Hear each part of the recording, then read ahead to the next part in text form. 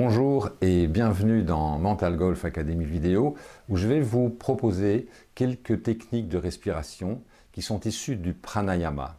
Alors le pranayama, qu'est-ce que c'est? Eh bien ce sont des techniques respiratoires qui sont beaucoup utilisées dans le yoga, dans la méditation, dans la relaxation, dans beaucoup de techniques qui touchent à la détente. Prana signifie énergie vitale, le souffle, yama signifie le contrôle. Il s'agit donc d'exercices axés sur le contrôle de la respiration, du cycle respiratoire, de l'inspire et de l'expire. Nous respirons entre 20 000 et 22 000 fois par jour, ce qui est énorme chez un adulte. Chez un enfant ou chez un bébé, le cycle respiratoire est encore plus important.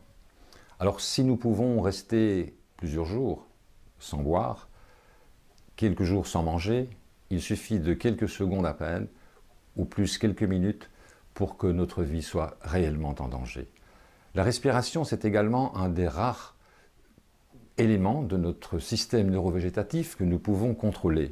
En effet, nous ne pouvons pas contrôler notre sécrétion hormonale, nous ne pouvons pas contrôler notre digestion, mais nous pouvons par contre contrôler notre respiration. Et la respiration va avoir un effet immédiat sur la détente, sur la relaxation. La respiration bien coordonnée va nous permettre de revenir à l'instant présent et d'avoir une vue beaucoup plus objective sur la réalité. La première des respirations que je vais vous parler, que vous connaissez probablement, il s'agit de la respiration abdominale. Si vous regardez un bébé respirer, en train de dormir par exemple, vous verrez que son petit ventre va se gonfler et se dégonfler à chaque cycle respiratoire. Il en est ainsi jusqu'à l'âge de 2 ou 3 ans. Ensuite, la respiration passe dans ce qu'on appelle la respiration aérienne, c'est-à-dire que nous allons avoir tendance à respirer avec les épaules et avec la cage thoracique dans un mouvement comme ceci. Vous comprenez, si j'exagère le mouvement bien entendu, vous comprenez qu'après une journée de respiration, je vais dire musculaire, il y a de fortes chances pour avoir des douleurs importantes au niveau des clavicules, au niveau du cou et même au niveau de la tête. Alors la respiration abdominale, comment fonctionne-t-elle? Eh bien tout simplement en faisant descendre le muscle du diaphragme qui vont pousser un peu les viscères. Ceci va permettre d'étendre la capacité respiratoire de nos poumons. Les clavicules ne vont plus bouger et la cage thoracique ne va quasiment pas bouger.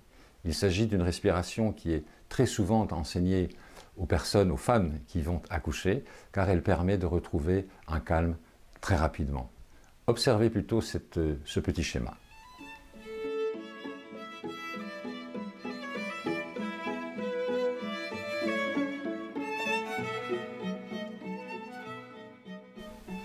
Voilà.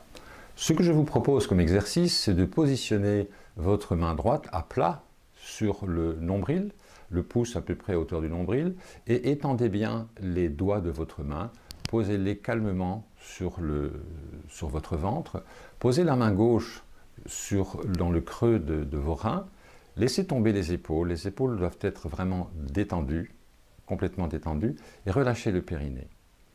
Maintenant, si vous le désirez, vous pouvez fermer les yeux et observer votre respiration. Observez simplement comment vous respirez. Observez votre tempo, n'en modifiez pas le rythme, observez simplement et ne portez aucun jugement sur la manière dont vous respirez. Prenez simplement conscience de la manière dont vous respirez. Essayez à présent de prendre la respiration abdominale, c'est-à-dire en poussant le diaphragme vers le bas. Vous allez ressentir une petite douleur, ce n'est pas vraiment une douleur, mais vous allez ressentir quelque chose au niveau de l'intérieur de votre ventre, et le ventre va légèrement se gonfler, et très légèrement, il va bouger d'un demi-centimètre peut-être, très peu. Donc laissez-le bien aller, le diaphragme va pousser les viscères.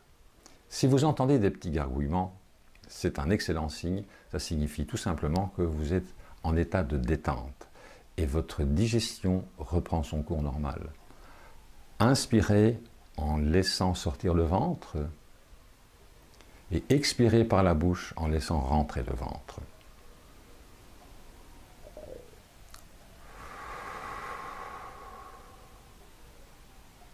Faites cela à votre rythme. Vous pouvez le faire debout. Si vous le faites assis, Tâchez d'être assis au milieu de la chaise et de ne pas avoir votre dos contre le dossier. Essayez de maintenir le dos droit, pas tendu, mais droit, dans une situation confortable. Et refaites cet exercice un maximum de fois.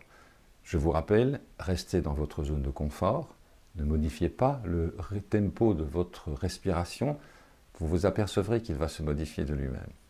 Je vous souhaite d'excellents exercices et je vous retrouve la prochaine fois pour une autre respiration. À bientôt.